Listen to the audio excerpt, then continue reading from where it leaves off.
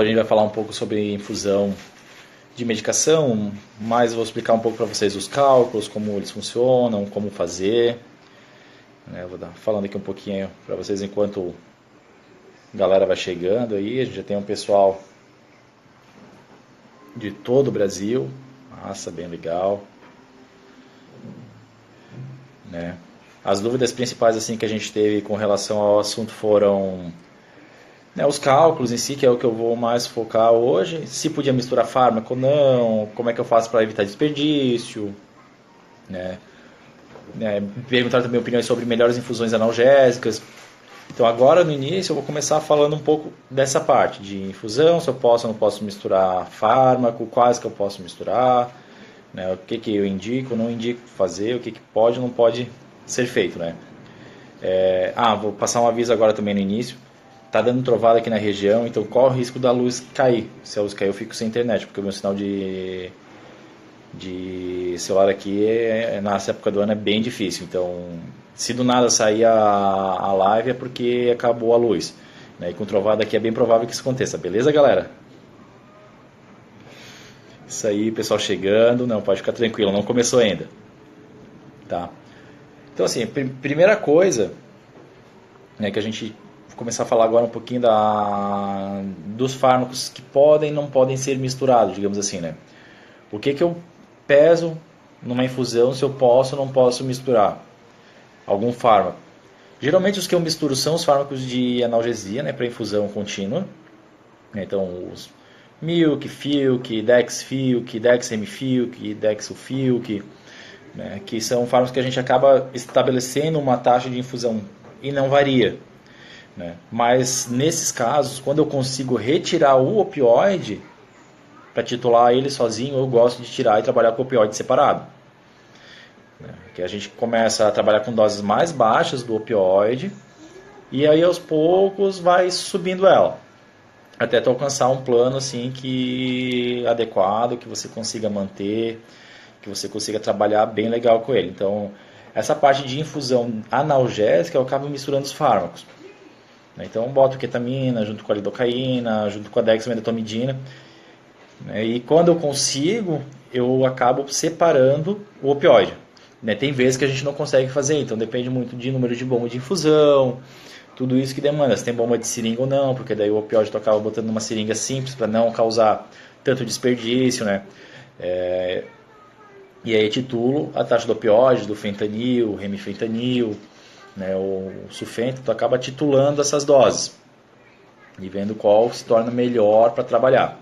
E aos poucos você vai subindo ela, quando necessário. Quando a gente associa muita medicação assim, a gente consegue estabilizar bem assim, principalmente o opioide e tudo do gênero.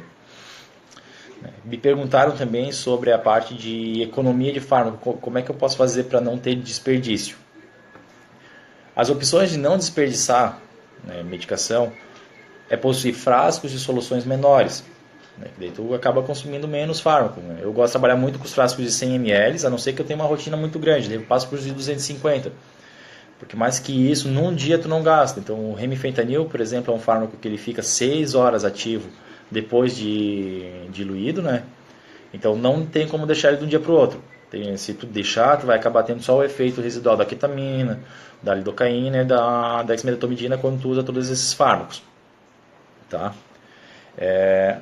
Outra coisa assim que eu não gosto de misturar é os fármacos para aumento de pressão. Isso não tem como. A gente tem que trabalhar eles titulando muito rápido. Então tu não pode misturar eles com outra coisa. Me perguntaram melhor infusão analgésica. Isso depende muito da tua rotina prática, do que o paciente vai precisar. Mas, por exemplo, se você tiver acesso ao remifentanil, dexmedetomidina, a ketamina e a lidocaína, tu misturar esses fármacos, tu fazer uma infusão de analgesia. Com isso, não existe protocolo melhor analgésico. Ele vai, assim, ser poderosa, durar até umas 6 horas pós-operatório. A ketamina tem esse efeito residual pós. Então, bastante interessante. Então, esses fármacos tu consegue trabalhar bem e conseguir uma analgesia muito boa. Aí o fentanil, ele vai dar uma analgesia boa também, junto com esses fármacos. O remifenta, o sulfentanil. Então, infusão analgésica eu partiria para essas. Eu não usaria um Milk num transoperatório, deixaria 1 mil para um paciente internado, né, que está precisando ter uma analgesia melhor, né? E ainda pesaria se eu colocaria ou não o opioide. Eu faria às vezes só a lidocaína e a ketamina. Beleza, gente? Agora eu vou fazer o seguinte, eu vou inverter a câmera, porque eu vou ali para o quadro de trás trabalhar e mostrar um pouquinho os cálculos para vocês. Botei alguns exemplos ali. Oi, Marisa. Também quero um café. Né, para pegar e mostrar os cálculos passo a passo. Ali eu fiz alguns exemplos de como pegar e estabilizar a tua taxa de infusão. Como é que eu faço para, além de calcular a minha taxa, estabilizar em 5 ml quilo hora para todos os pacientes. Então, se eu tenho um paciente de 5 quilos, se eu tenho um paciente de 2 quilos, se eu tenho um paciente de 10 quilos, eu vou conseguir usar aquele frasco, né, de 250 ml para todos eles, eu vou conseguir mandar a mesma taxa de infusão para todos eles. Então, esse é o intuito principal da live hoje. Então, é ensinar e mostrar esses cálculos. Que eles são simples, a gente tem que só aprender a olhar melhor para eles. A gente trabalha com base, assim, então, é dose, miligrama por quilo, dividido pela concentração, em função do tempo. Então, é isso que a gente tem que conseguir botar na nossa cabeça. E também as casas de trabalho, micrograma quilo hora, miligrama quilo minuto, né? Tudo isso são coisas que você precisa fazer. Tá? A Manu está perguntando se eu faria um FIUC no trans. Eu costumo fazer bastante o FIUC também, dependendo da cirurgia. Então, por exemplo, uma OSH eletiva, né? Mas eu associo, depois que eu comecei a trabalhar com a dexmedetomidina, eu associo bastante ela. Então, a Dex aí eu faço constantemente junto com as infusões de FIUC, de Dex-Hemifilc. Então, eu associo ela porque ela dá uma potência analgésica muito melhor. Eu gosto muito de trabalhar com a Dex junto, então eu uso o FIUC no trans também. Eu prefiro usar no trans do que num pós-operatório. O animal ele não vai estar na ventilação, ele não vai ter uma monitoração às vezes tão adequada, né? E a depressão respiratória com fentanil pode ser um pouco mais agressiva, né? Então eu teria esse receio de usar num pós, mas no trans eu uso tranquilo. Gente, eu estou suando aqui, está muito quente hoje, né? Mas isso é normal.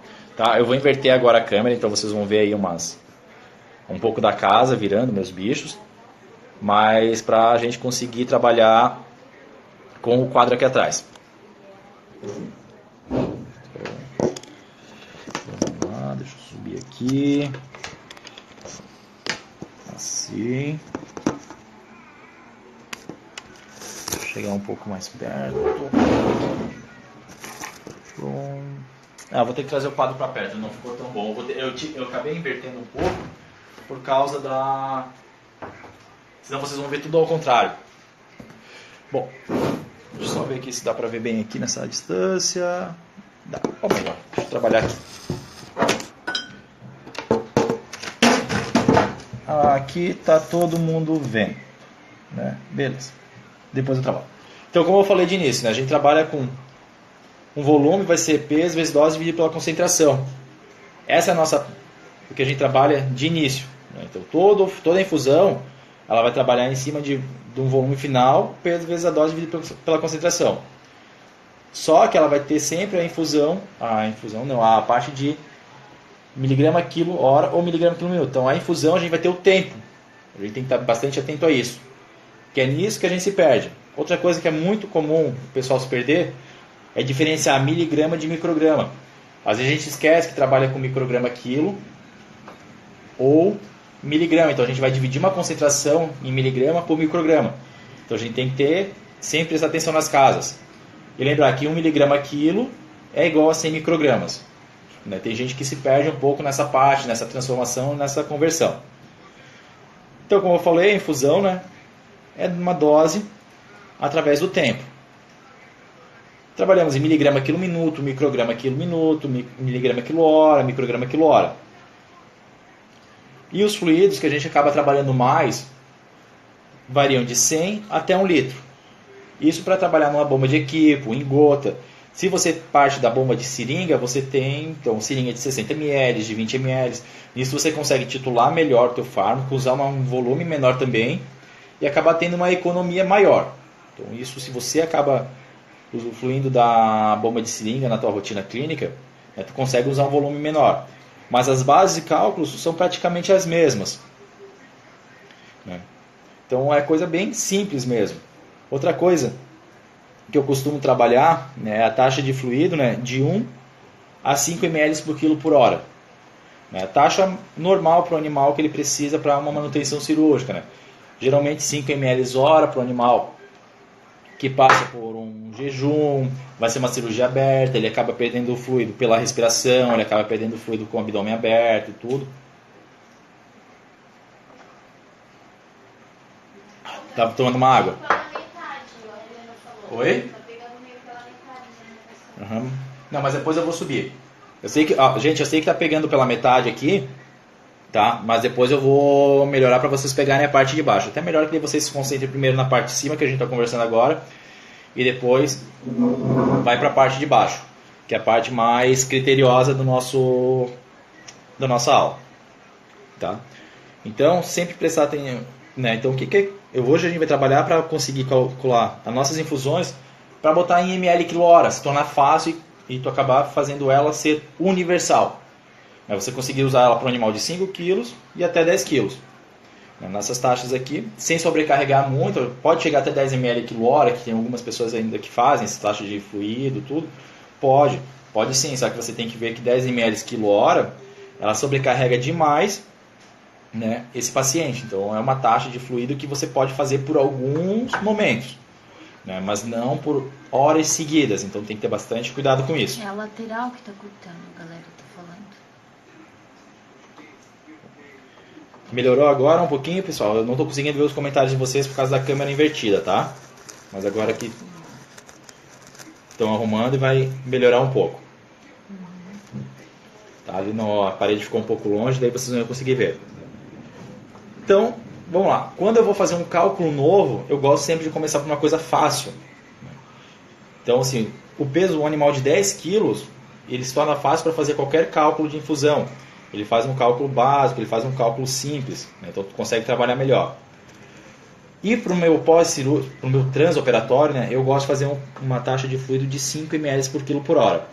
Então sempre que eu vou trabalhar com isso, trabalho com um frasco de 250 ml, para eu ter 50 ml hora e 5 horas de duração de infusão. Isso já me ajuda em um monte. Né? Se vocês pegarem e fazerem um macete parecido com esse, vocês já vão conseguir sim agilizar o cálculo de vocês em 50%. Tá?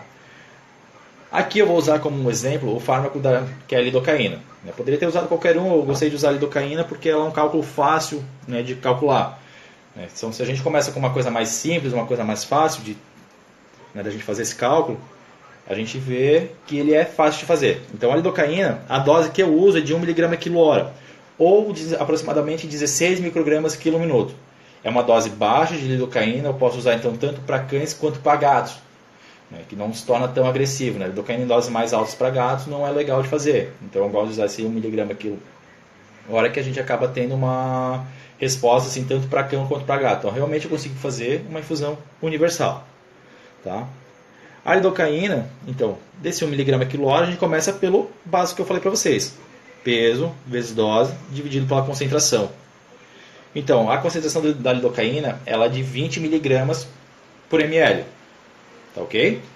Então, esse 20 mg por ml a gente vai dividir. Então, 10 vezes 1 dividido por 20, vou ter 0,5 ml. Que no caso, eu estou fazendo uma infusão que é por hora. Em 1 hora. O meu frasco de 250 ml ele vai me render 5 horas de infusão. Então, eu vou multiplicar por 5 e eu vou ter 250 ml totais. 2,5 ml totais, desculpa, tá, gente? Então eu vou ter 12,5 ml totais para colocar nesse frasco de 250. Então se eu botar 12,5 ml de lidocaína num frasco de 250 ml, eu vou ter uma solução que eu vou poder infundir a 5 ml por quilo e eu vou conseguir a minha concentração de 1 mg quilo-hora. Não sei se vocês conseguiram entender essa linha de raciocínio. Não sei se eu consegui ser plausível. Tá? No final, na hora que eu terminar de explicar todos os cálculos aqui, eu vou inverter a câmera de novo, daí eu vou conseguir ver as perguntas de vocês e vou conseguir responder elas com calma, tá? Mas, voltando para ele então, a gente está trabalhando em miligrama quilo hora. Então a gente chegou no meu volume por hora, o cálculo que eu já tinha feito antes de quanto iria durar o meu frasco foi de 5 horas, multipliquei pelo meu volume e consegui aqui um volume total do meu fármaco que eu quero infundir. Vou jogar esse volume dentro do meu frasco de 250 ml. Lembrando, tem que tirar o volume de 12,5 ml, que vai dar diferença na tua infusão final. Ah, mas a lidocaína é pouca diferença, eu posso fazer um pouquinho menos, eu posso fazer um pouquinho mais. Sim, mas existem fármacos, por exemplo, o próximo que a gente vai conversar, que é a dobutamina, que é um fármaco que ele trabalha como para aumentar a pressão, enotrópico positivo, que o volume é baixo e essa variação pode influenciar sim no teu tratamento.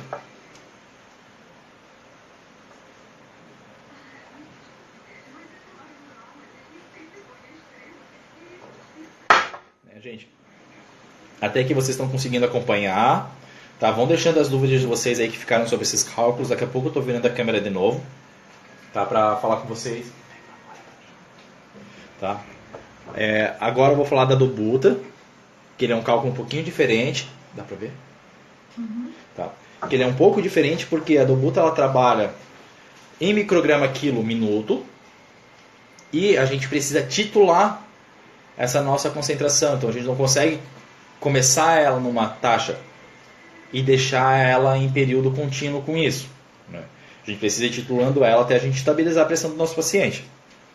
Então é um outro fármaco que a gente tem dificuldade de ter até adquirir essa experiência e enxergar como eles devem ser feitos, como a gente deve fazer eles.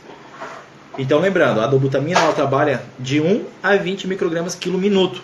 Então aqui a gente não está mais trabalhando com hora e a gente não está mais trabalhando com miligramas. E a concentração dela é de 12,5 miligramas por ml. Se a gente jogar isso aqui na fórmula, por exemplo, de 1 micrograma quilo minuto, para ver, a gente vai ter um volume errado, porque a nossa concentração aqui está errada. Então a gente tem que converter ou a micrograma ou a miligrama. Eu prefiro converter a miligrama para micrograma. Então, e por que eu começo com 1? Eu começo sempre titulando de dose mais baixa para mais alta nos fármacos que regulam a pressão. Então eu vou começar com 1 micrograma quilo e nesses casos eu faço o quê? Aqui, 1 ml por quilo por hora. Que daí eu consigo reaproveitar o meu frasco para aumentando a taxa de infusão. Se eu jogar a dose de 1 micrograma quilo minuto em 5 ml quilo hora, se eu precisar subir, eu vou subir pouco.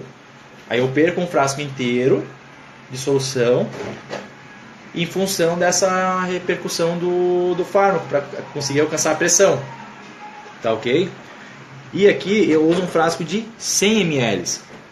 Porque, justamente por isso, para fazer essa titulação da pressão.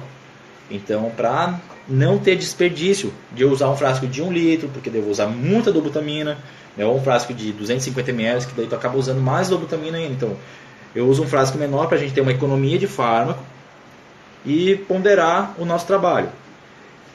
Então, para 10 ml, né, para um animal de 10 kg, 1 ml quilo hora, um frasco de 100 ml vai ter 10 ml por hora em 10 horas.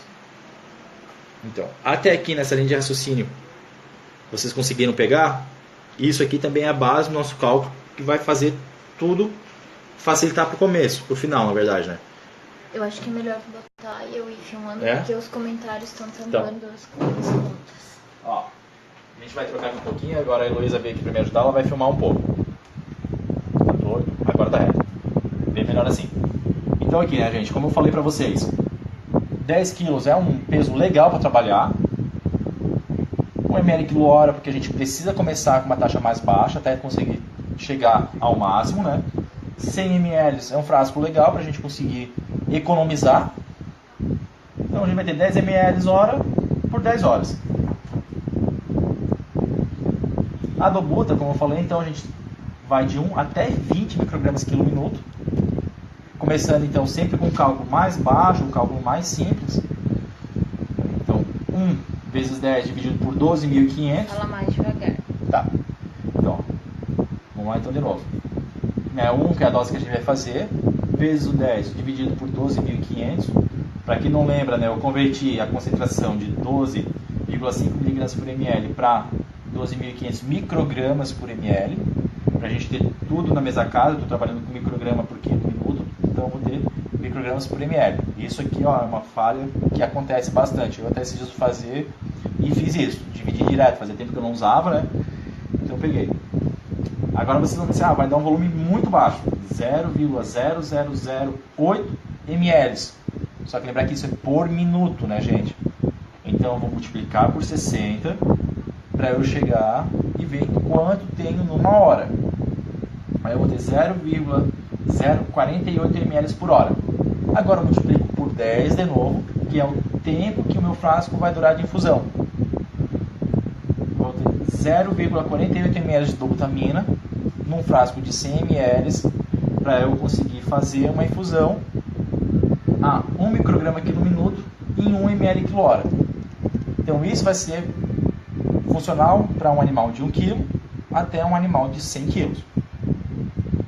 Porque eu estou trabalhando em 1 ml quilo hora e uma dose de 1 micrograma quilo minuto.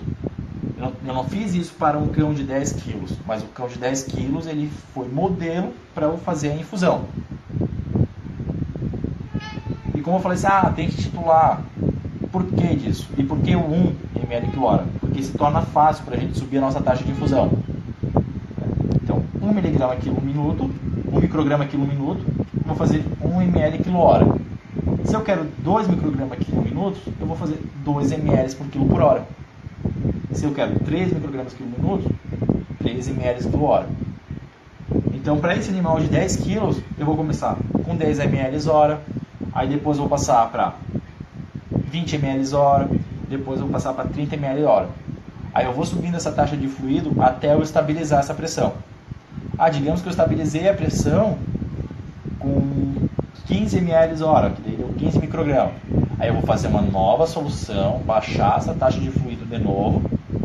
Então eu vou recalcular para baixar a taxa de fluido para manter esse fluido dentro da função normal do paciente. Mas por que tudo isso? Digamos que ele já está recebendo o fluido analgésico no transoperatório, aí ele está com propofol, ele já está com essa infusão aqui, né? Então se tu chegar assim, tu tem que lembrar que tem um montante de fluido fazendo esse paciente. Então você tem que saber trabalhar com isso para reduzir e deixar então no máximo, tu está trabalhando 5 ml quilo hora.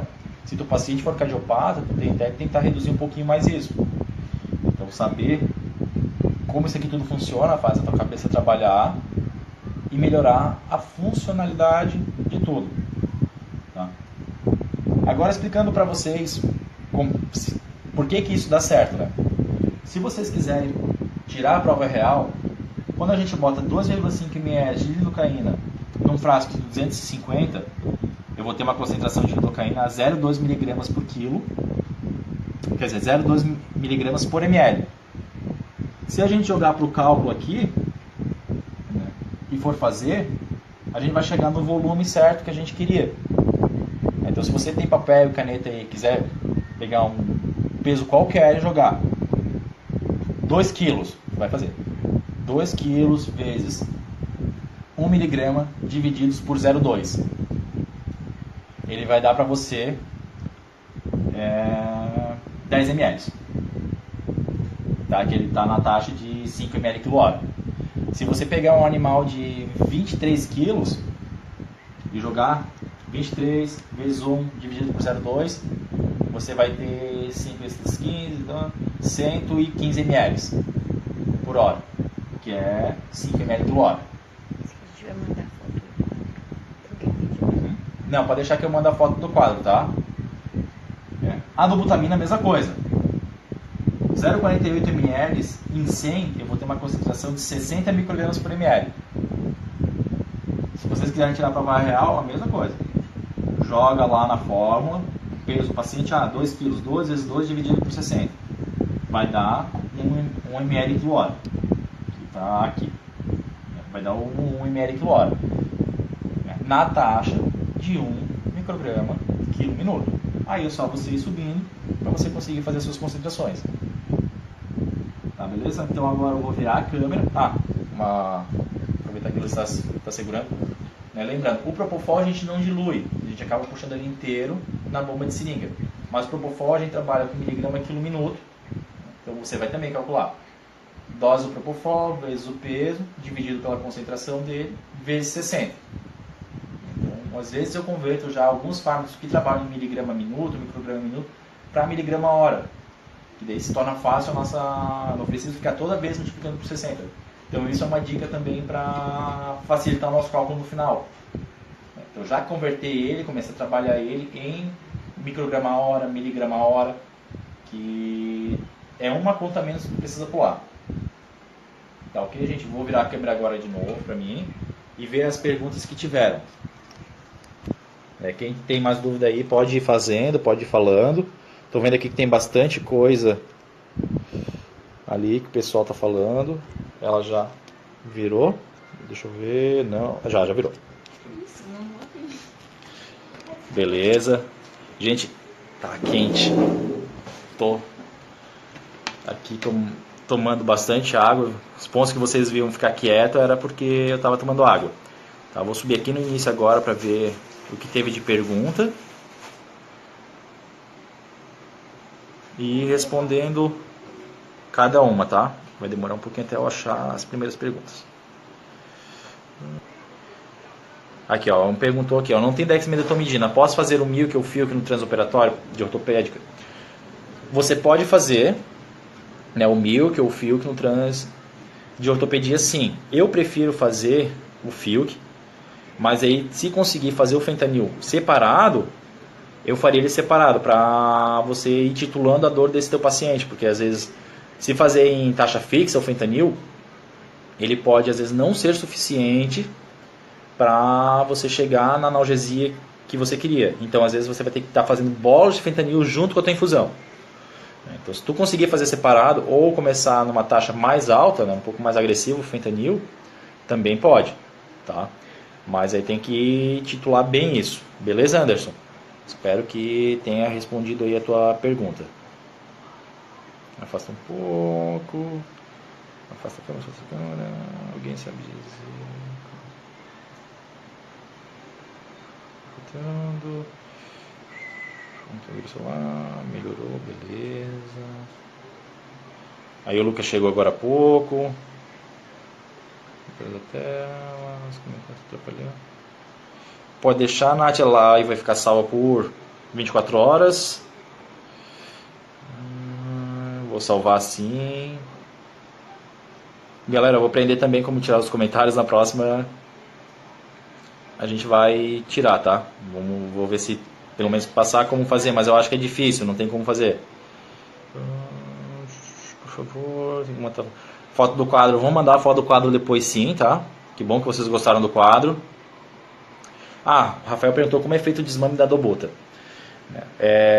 Quando eu trabalho com fármacos de infusão para aumento de pressão, a gente tem que ter bastante cuidado para, na hora que for tirar eles, não tirar de forma abrupta, até mesmo para inserir. Então, Rafael, não sei se você viu ali mostrando os cálculos, tipo, eu calculo 1, 2, 3, eu vou subindo de 1 em 1. A dobuta eu vou subindo de 1 em 1, poderia subir de meio em meio, que até seria melhor, né? Para evitar alterações muito grandes na hemodinâmica desse paciente. Então, como eu subo ela de 1 em 1, eu vou baixar também de 1 em 1. Eu costumo esperar 2, 3 minutos, né? Para o animal normalizar e passar para um próximo nível. Então, para subir a mesma coisa. Então, eu comecei a infusão com 1, espero 2 minutos. Se não melhorou, subo para 2. Espero mais 2 minutos, para 3 e assim por diante. E para descer a mesma coisa. Então, estou em 5, digamos. Vou baixar para 4, espero 2 minutos. Baixo para 3, espero mais 2 minutos. Para o animal ele ir recuperando a pressão dele gradativamente. Dobuta, Norep, trabalho elas sempre nesse esquema, subindo devagar e descendo devagar. Porque senão uma coisa que está estável a gente desestabiliza muito fácil. Tá? O Marcelo perguntou qual dose de Ketodex recomenda recomendada e segura para cães e gatos. Ketamina, o que eu trabalho é de 0,6 mg/kg, quilo-hora, desculpa. E a dexmedetomidina eu vario de 0,5 a 2. Mas ultimamente eu estou usando 1 micrograma quilo-hora. Então a ketamina está saindo em torno de 0,6 mg quilo-hora. E a dexmedetomidina 1. Mas você pode chegar até 2. Tá? Com doses mais altas da dex, você vai ter os efeitos de bradicardia mais acentuados. Mas a pressão também vai estar bem segura. Tá, beleza, Marcelo? Então, assim, essas são as doses, né, mais recomendadas para cães e gatos de ketamina e dexmedetomidina. Mas você consegue titulando. Eu estava trabalhando na época da residência somente com o remifentanil e a dex. Até o professor Villani, que eu vi que ele estava aí também, né, professor? Uma honra ter você aqui me acompanhando. Puxar um pouco o saco, né, bajular um pouquinho nossos mentores. Ele me ensinou a fazer ativa e trabalhar com tudo isso, né? Só tenho a agradecer ao professor. Muito obrigado mesmo por tudo, tá, prof? Eu trabalhava só com a dex e o remifentanil. E como que eu fazia isso, né? Eu titulava os dois, botava os dois na minha seringa e começava a trabalhar com 0,5 de dexmedetomidina e 6 de remifentanil, que são as doses mínimas dos dois. E ia subindo no decorrer da cirurgia. Então, assim, eu chegava numa taxa ali em média de 7, 8 microgramas de remifentanil para 0,7, 0,8 de dexmedetomidina. Se eu associasse tudo junto, eu conseguiria trabalhar com 0,5 de dex, com 0,6 de ketamina, né? Aí baixar o remifentanil para 6 e usar 1 de lidocaína.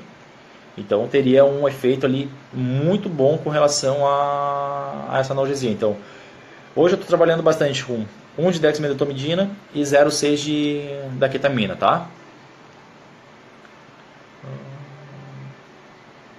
Tem como tirar os comentários? Não entendi muito bem. Esses dois últimos cálculos da lidocaína e da dobuta. Tá, Josi. A Josi não entendeu ali os cálculos. Eles são basicamente... Deixa eu pegar o quadro dele. Aqui agora vai estar ao contrário. Mas tu vai trabalhar...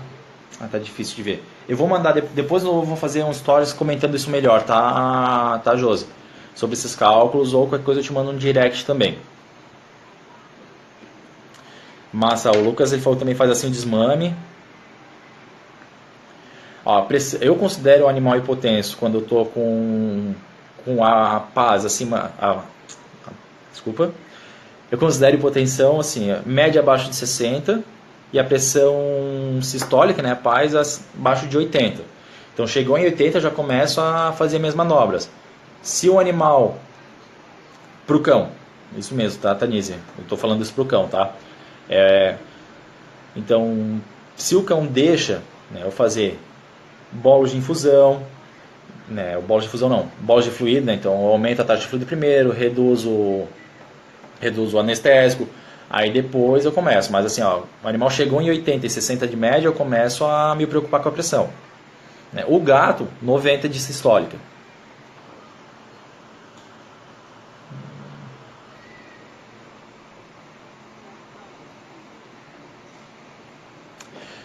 A Daiane falou que a dose da dobuta, né, ela está em micrograma quilo minuto e não entendeu como eu cheguei em 1 ml quilo-hora.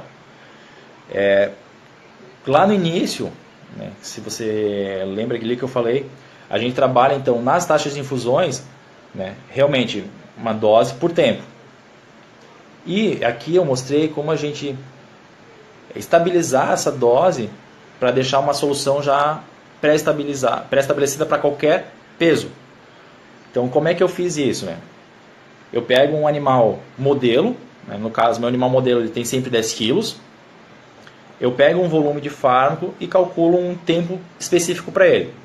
Nesse caso, então eu peguei um cão de 10 quilos, um frasco de 100 ml e uma taxa de 1 ml quilo-hora.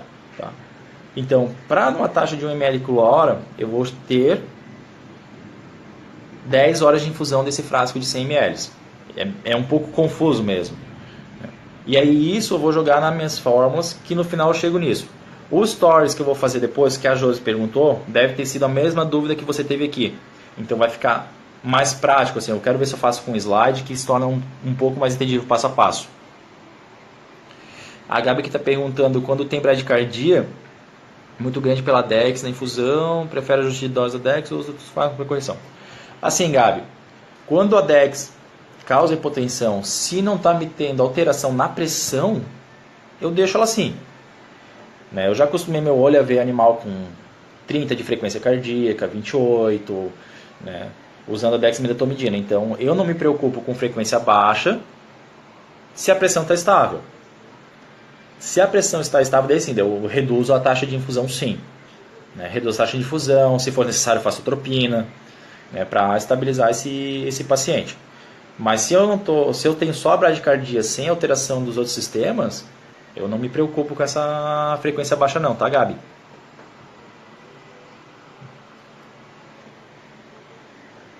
Aqui o Thiago falou que ele teve um caso particular da DEX, um procedimento simples. Ele fez Dex, fentanil para retirada de pino, o mesmo foi feito para...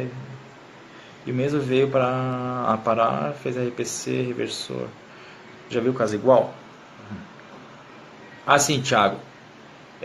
Caso de paradas, você fez IV, o Dex e o fentanil, porque você está usando dois fármacos que eles são bradicardizantes, o fentanil, só que a diferença do fentanil para Dex é que o fentanil ele é hipotensor.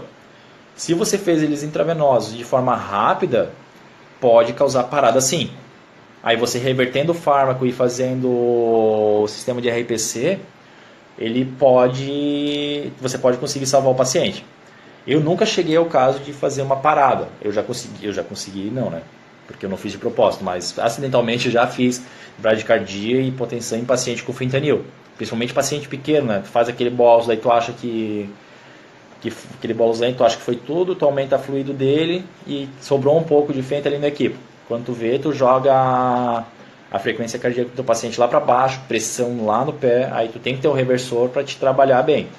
Então, são casos que eu já tive com fentanil, de jogar a frequência para 30, frequência para 40 e a pressão, isso estava na invasiva, tá? Pressão média para 20, 30. Então, era pressão real mesmo, o paciente quase morreu. Mas ali a gente trabalha com borchefredina, faz uma manobra para conseguir trazer o paciente de volta. Aí, como tu usou dois fármacos bradicardizantes, eu acho que deve ter sido isso. Se for intravenoso, tá? Se for intramuscular, aí eu já não vou saber te dizer. Mas pelo que você falou aqui, pensando no intravenoso, isso é o que poderia ter acontecido sim. Mesmo que o bicho muito pequeno mantenha a bradicardia sim. Mas os animais pequenos, eles chegam ali a 40, 50 de frequência. Eles não baixam muito mais que isso não. Tá? Já tive casos de animais pequenos apresentar bloqueio atrioventricular. Mas aí esses pacientes com bloqueio, eu acabo fazendo atropina para melhorar. Porque daí esse bloqueio pode ser prejudicial, posso ter algum problema ali que seja grave para o futuro. Então, em pacientes pequenos com sinais de arritmias no eletro, aí eu começo a trabalhar em alguma coisa. Aí eu titulo dose, faço uma atropina, São fármacos que eu consigo trabalhar. Mas em animais que mantêm pressão e não tem nenhum outro tipo de alteração, eu, de olho fechado, deixo a bradicardia rolando, tá? Não precisa ter medo não, Babi. O Thiago falou com edema agudo. Os caprinos e ovinos, eles são bastante sensíveis aos alfa-2, então eles têm bastante edema pulmonar. Então, assim, o mínimo de dose causa mesmo isso, então é comum tu ver. Mas eu acho que ali mesmo que aconteceu, acho que foi essa sessão dos dois fármacos que você fez.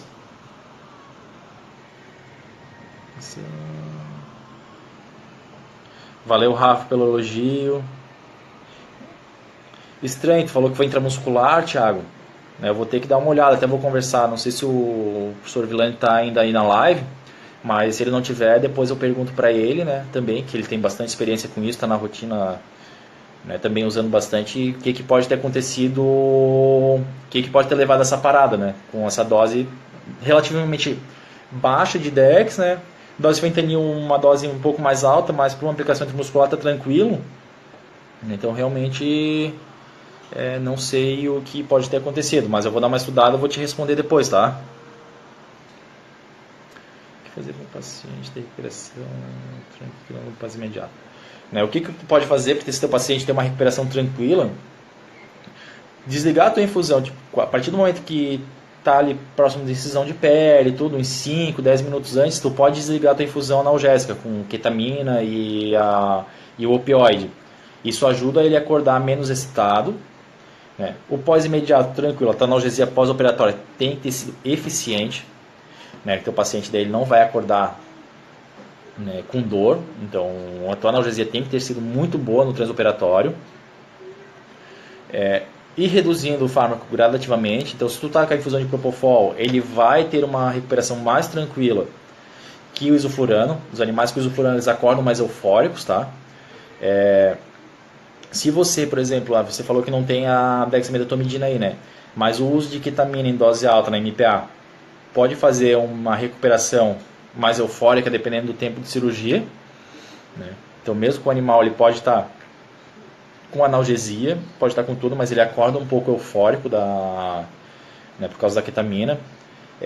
O opioide em infusão ele pode causar essa euforia também, tá? Então tem que ter bastante cuidado.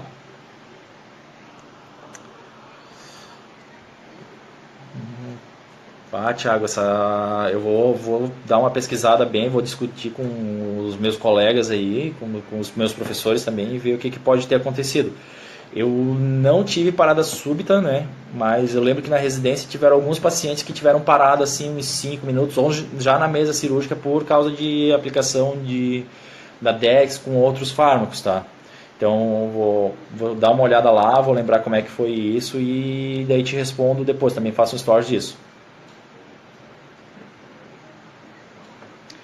Bom, Gabi, quando eu uso a Dex na infusão, eu gosto de usar ela na MPA, claro que se o animal permite, né? Aquele animal que ele é cardiopata, eu não consigo usar Dex na MPA, mas eu consigo usar Dex na infusão. Tá, gente? Então, isso dá pra ficar bem claro. Né? Agora, se o animal deixa, eu uso a Dex na MPA, porque daí eu já faço aquele bolus inicial, digamos assim, né? Eu não preciso esperar o tempo de equilíbrio dela em infusão para alcançar o clearance que eu quero, tá? Aí eu uso o opioide, às vezes boto um midazolam junto. Se o animal for muito agressivo, o animal for muito louco, eu acabo botando a ketamina também, que tu reduz toda a tua dosagem de fármaco. Tá? Toda a tua dosagem de fármaco, tu consegue consegue trabalhar bem. Mas a base assim o opioide vai estar junto sempre, tá, Gabi? O benzodiazepínico eu gosto de botar, né? Por mais que tem gente que fala que eu posso citar o paciente, posso acabar estragando, mas eu gosto de botar o benzodiazepínico no meu protocolo. Eu acho que ele causa um relaxamento bom no paciente depois da indução, né? Então ele vai entrar. E às vezes a Dex, até mesmo em dose alta ou em dose baixa, depende muito do procedimento que vai ser feito, tá?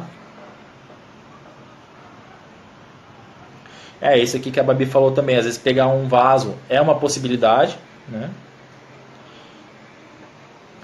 Ali aspirou, estava tudo ok.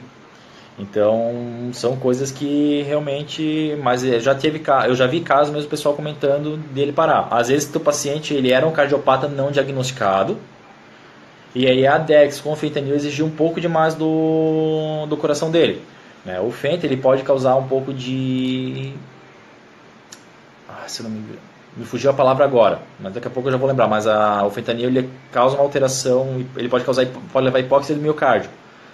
Então, um pouco de exigência maior que a Dex reduzindo essa frequência também causa, pode ter sido isso. Um animal cardiopata não diagnosticado, né, ou um cardiopata inicial, né, que com essa MPA acabou sofrendo essa alteração cardíaca e acabou vindo, né, o coração não resistindo, vindo a óbito.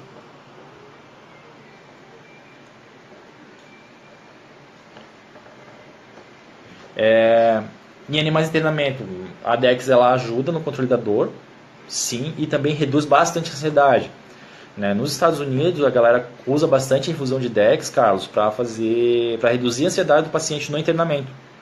Além da função analgésica, né, o pessoal vai titulando a dose até chegar num grau ali que o paciente ele não está sedado, mas ele fica menos ansioso, deixa manipular, deixa tudo.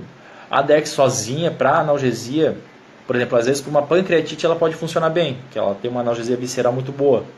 Agora, para um animal com problema ortopédico, coisa assim, ela sozinha não cairia legal. Então, associar com a queta e com a lido, show de bola. Acho que tu teria uma depressão mínima desse paciente, tá? E aí usaria a dose de 0,5 a 1 para analgesia, né? Junto com a lidocaína e junto com a ketamina.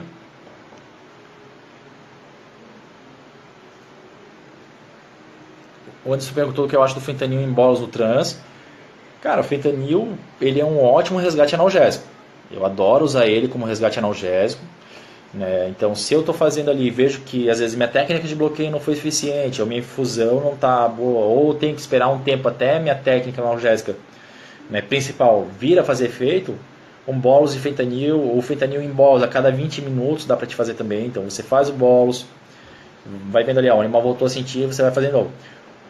O ruim do bolos intermitente, digamos assim, tu faz um bolos, passa um tempo, tu faz de novo, faz um tempo.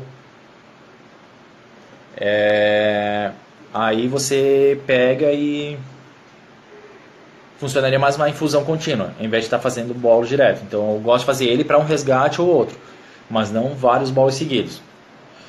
Ao ano, o pessoal aqui aconteceu que o Thiago, ele aplicou Dex com fentanil intramuscular, 5 microgramas quilo de cada um, e o animal teve parada após 5 minutos.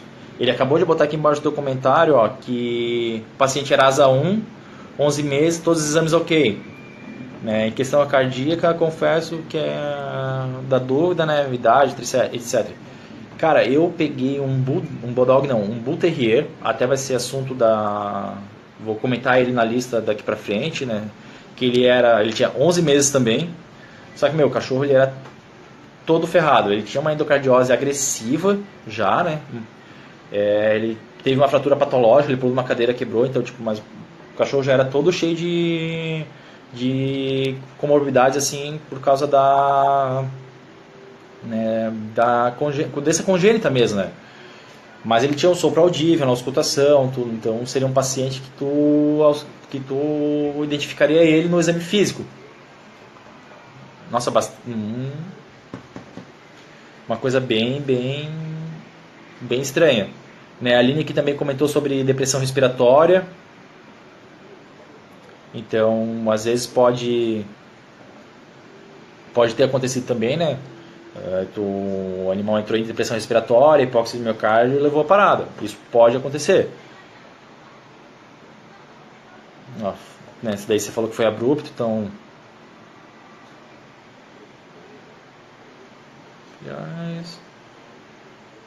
Ele tinha a raça. Esses tempos eu levei um susto bem grande com um Bulldog, né? E cachorro sadio, tudo normal, né? A única coisa que ele tinha era o palato mole muito alongado. Aí eu apliquei MPA nele, MPA simples, midazolam com opioide, deixei ele no internamento, né? E fui arrumar minhas coisas também. Cara, quando voltei o cachorro estava roxo assim. Ele relaxou tão bem com o opioide e o midazolam, foi metadona e midazolam, dose de 0,303, que simplesmente o palato dele fechou a glote e o bicho entrou em parada respiratória. A sorte assim que, tipo, eu sempre vou olhando, conferindo nos meus pacientes, né? E aí vi ele daquele jeito, já levei pro centro cirúrgico, entubei direto e o animal voltou, mas quase perdi ali.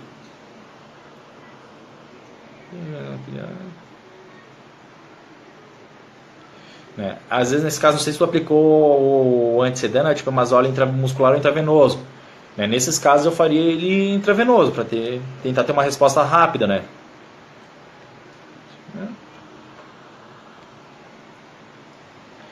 E isso também é, né, uma acessibilidade aqui né, a Gilda aqui falou, com certeza, né? Então uma reação alérgica, uma sensibilidade é uma coisa a se pensar. A Ana, eu também não costumo fazer os dois juntos, né?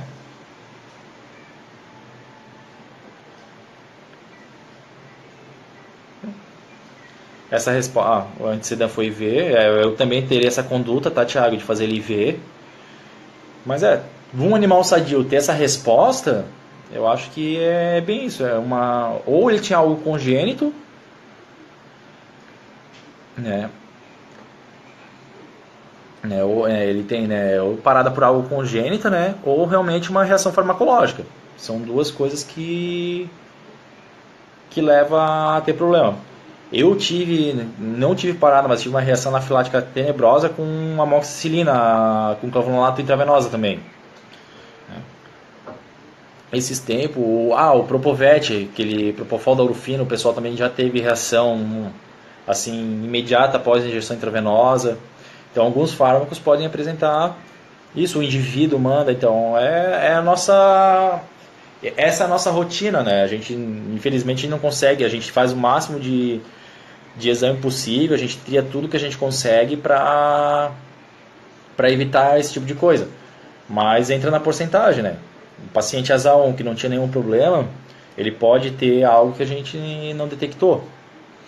Mas eu vou também dar uma conversa, né, bem boa com os professores aí que eu tive para conseguir descobrir o que pode ter levado a essa anafilaxia, digamos assim, né?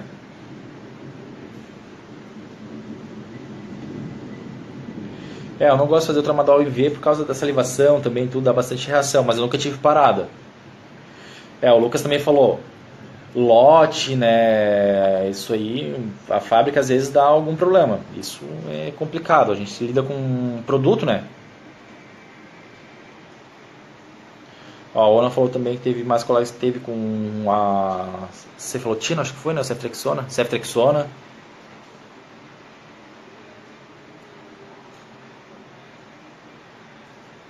Cara, o Propofol é batata, né? Também a gente teve lote de Propofol assim que tipo, o bicho não dormia direito, tinha reação.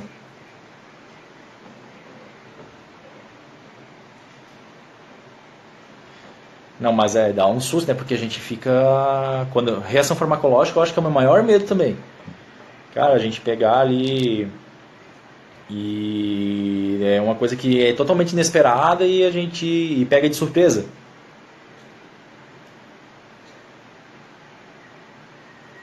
A galera relatando ali que o Propofol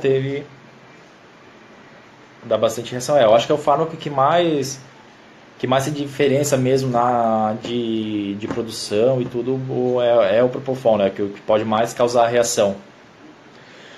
Eu anafilático eu nunca tive bastante excitação assim prévia.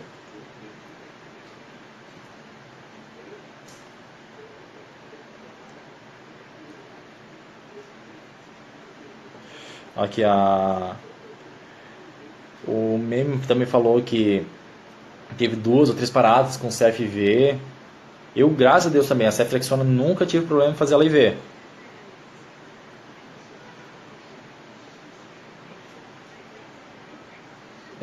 Explicar para o clínico, dizer para o proprietário, né, são situações bastante delicadas que a gente tem que chegar e fazer o proprietário entender que o animal teve uma reação farmacológica e acabou tendo uma parada sem reversão. Isso é bem difícil mesmo, então é inesperado. Eu imagino que o Thiago passou uma saia justa, né? Eu tive um paciente que teve parada, mas graças a Deus consegui reverter na residência por reação do Propofol também, né? Acabei fazendo ele um pouco mais rápido, um pouco foi minha mão que pesou, outra parte foi o fármaco que ajudou.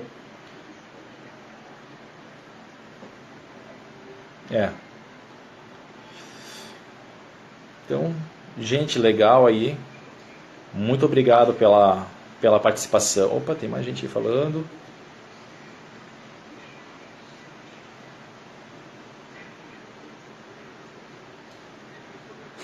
Cara, injetar Propofol e o bicho não dormir, às vezes isso me aconteceu também já algumas vezes.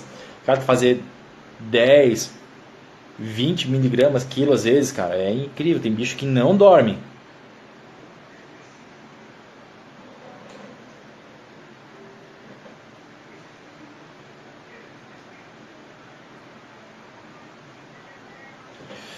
E me para mastectomia, eu pego leve. Né? Eu gosto, né? Primeiro assim, a avaliação cardiovascular para mim é a mais importante, né? para decidir meu protocolo. Claro que os outros exames também vão influenciar bastante, mas né, eu faço geralmente um MPA com metadona ou morfina, né, os dois analgésicos potentes mesmo. Como eu falei antes, o midazolam ele entra, né, eu sempre faço midazolam em dose baixa. Aí vai variar se eu boto ou não boto uma Cepram ou uma dexmedetomidina, né, junto. E depois você pode deixar os cálculos, posso deixar assim, tá, Josi? Né? E aí faço indução com propofol, manutenção com propofol e epidural, tá? Eu sempre faço epidural na Mastec, né? 0,33 ml quilo. Então, né, eu faço essa dose alta né, um volume mais alto de lidocaína com a morfina 0,1 mg por quilo, para conseguir analgesia de todas as mamas. Então isso eu consigo trabalhar bem. É mastectomia? Ah, desculpa, eu entendi mastectomia. Né, eu estava falando um protocolo completamente diferente, desculpa, tá? No masto eu uso a metadona. A metadona é o fármaco que menos tem relato de reação, né, de liberação de histamina. Os únicos que mais tem ainda por aplicação IV é a morfina e a meperidina, então eu evito esses fármacos. Tá? Mas a morfina pode ser usada, o relato é praticamente mínimo, mas eu acabo sempre usando a metadona, eu tenho ela agora que eu vi agora, Ana, viajei na maionese, né? Tô aqui lendo as coisas e passou, mas vamos falar de mastocitoma. Né? Aí a cepromazina sempre entra e quando eu tenho a mão a prometazina, se o animal deixa trabalhar bem. Então a prometazina, a cepromazina a gente acaba sempre utilizando junto.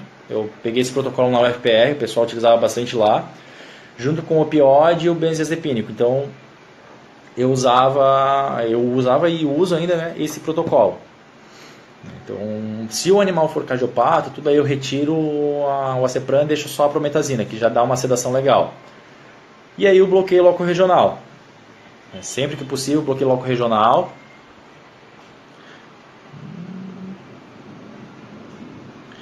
Ali o pessoal perguntando de grupo de WhatsApp, né? Tem grupo de anestesistas, tá? Depois eu posso ver ali, avisar para vocês nos stories, mas tem um grupo de anestesistas sim. Eu tenho uma lista, né, que ali ela não é um grupo, porque daí não tem toda essa discussão, né? Vocês acabam conversando sempre só comigo, onde eu acabo falando alguns casos clínicos. O André Saldanha perguntou se Gerbil pode ter mastocitoma. Bom, isso não é o foco da live, né? Mas é um tumor que pode estar disposto em qualquer espécie, inclusive chinchila, tá, Jana? A Gabi também prefere a metadona. A metadona ela é muito boa, né? A morfina pode dar antihistamínico, protetogástrico. Eu uso a prometazina como antihistamínico, tá? O protetogástrico eu não uso.